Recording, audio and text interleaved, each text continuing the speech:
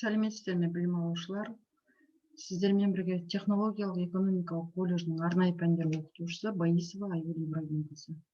Киімді үлгілеу және көркемдеп бейнелеу пәні бойынша бүгінгі өтетін сабағымыздың тақырыбы костюм композициясы және костюмді үйлестіру құралдары. Сабақтың мақсаты композиция, костюм композициясы және костюмді үйлестіру құралдары туралы сіздерге мағлұмат беру. Композиция элементтердің жазықтықта немесе кеңістікте бірігуі мен байланысынан құрылған жүйе. Костюм композициясы дегеніміз белгілі бір бейне, идея, ойды білдіретін, оның барлық элементтерінің бір тұстас біріктірілуі. Костюмді құрайтын барлық пішін, материал, оның қасиеттері, түсі, құрылымдық және сәндік сызықтары костюм элементтері болып табылады. Костюмде киімнің жалпы пішіні, түсі және пішіннің құрамдас элементтері, бөлшектер толық қабылданады. Композицияға нақты бір қасиет беру, ырғақ және пропорция, симметрия, асимметрия, нюанс, түстердің кереғарлығы, түстік шешім сияқты белгілі композиция тәсілдерін қолдануға байланыстырылады. Костюм композицияның қасиеттерімен үйлестіру құралдары стильден, сұлбадан, сызықтардан, пропорциядан, ырғақтан, түстерден және иллюзиядан тұрады. Сонымен жеке-жеке тоқталатын болсақ, стиль дегеніміз мәнер, сипат, ерекшелік дегенді білдіреді. Киімде негізгі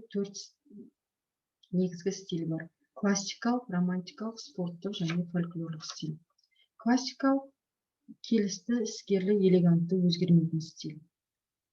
Романтикалық бұл қиял, ізденістер саласы, тарихи костюмге меңзейді. Оның пішінін, сәндік әрлеуін алып пайдаланады. Киімде әйелдік қасиеттерді бейнелейтін бөлшектерді, жиектерді пайдаланады. Спорттық стиль спорт үшін міндетті емес, қозғалысқа, түрлі жұмысқа ыңғайлы, демалыс, спортпен жаттығу, саяхат үшін ыңғайлы киімдер. Фольклорлық стиль ұлттық сипаттағы осы заманғы киімдер. Фольклорлық сипаттағы киімдер сәнділігімен ерекшеленеді. Онда ұлттық құрастырмалы өрнектер, кестелер, қол жұмысының көптеген элементтері кеңінен пайдаланады. Бұл стильге жататын киім түрлі халықтың және дәуірдің ұлттық рухын бейнелейді. Келесі сұлба, силуэт. Киімнің көрермен көзімен көлемді түрде қабылдауы.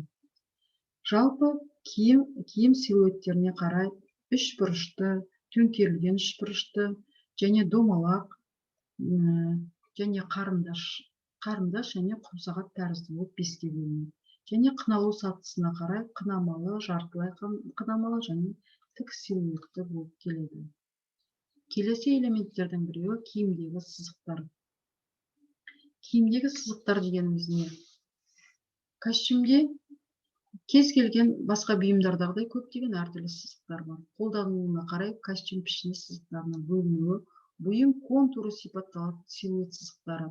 Бұл пішіннің құрылымын көрсететін және силуэт ішінде орналасқан құрастыру сызықтары. Сәндік сызықтар сәндік әрлеу суреттердің, сонымен қатар мата өрнектерінің сызықтары.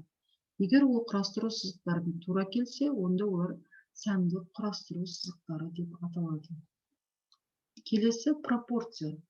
Пропорция бұл бұйым пішіні үйлесімділігіне қол жеткізуге көмектесетін маңызды композициялық құрал пропорция болып табылады.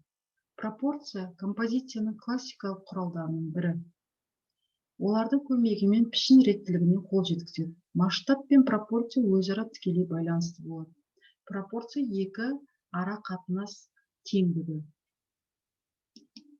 Келесі киімдегі ырғақ. Ырғақ киім элементтерінің белгілі бір ретпен қайталануы. Келесі түстер. Костюм композициясында ең маңызды атқаратын роль түс таңдау. Түс адам көзімен қабылданатын физиологиялық сезім. Барлық түстер екі топқа бөлінеді. Хроматикалық және ахроматикалық.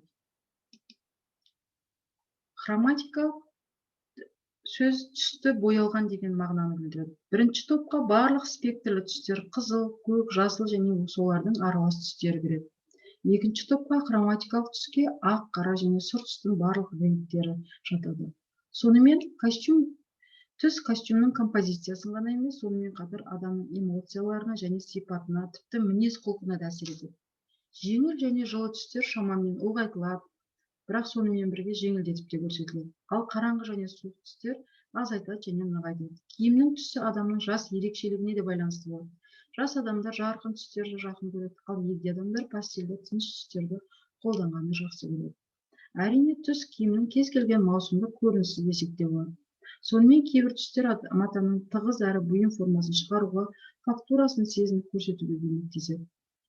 Оларға жылы, шамалы, қанықпаған түстер жатса, кейбір түстер фактурасы жеңіл болып көрінеді. Келесі элементтердің бірі киімдегі иллюзия. Жалпы иллюзия дегеніміз латын тілінен аударғанда иллюзия, призрак, көзбояушылық дегенді білдіреді. Олар үш түрге бөлінеді.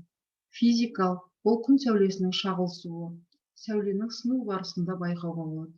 Физиологиялық, көз бояу, ол адам көзінің құрылымына байланысты көздің көрермендік жазықтығына қарай түрліше сезінуі. Психологиялық, тұтас форманы қабылдауға назар аударуы, жинақталған тәжірибенің әсері болуы мүмкін.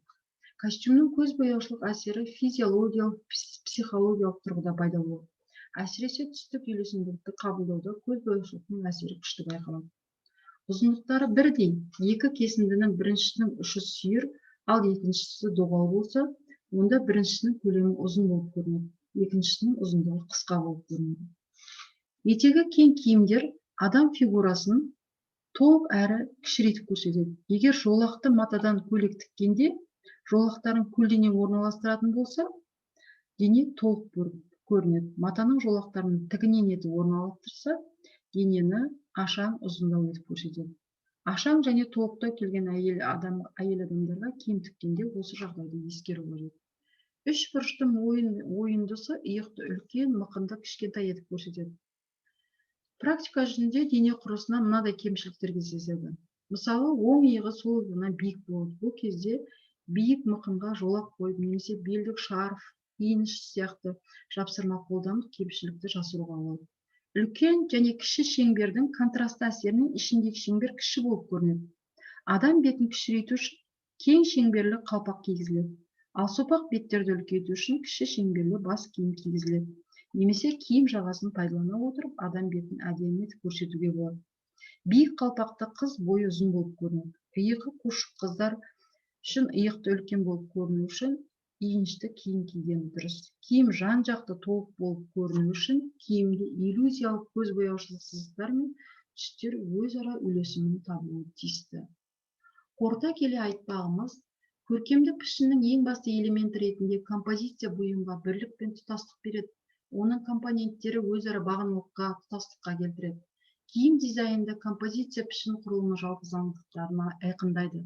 Композицияның мақсаты конструктивті, функционалды, эстетикалық құндылығы бар, утилитарлық аяқталған заттың пішінін жасау.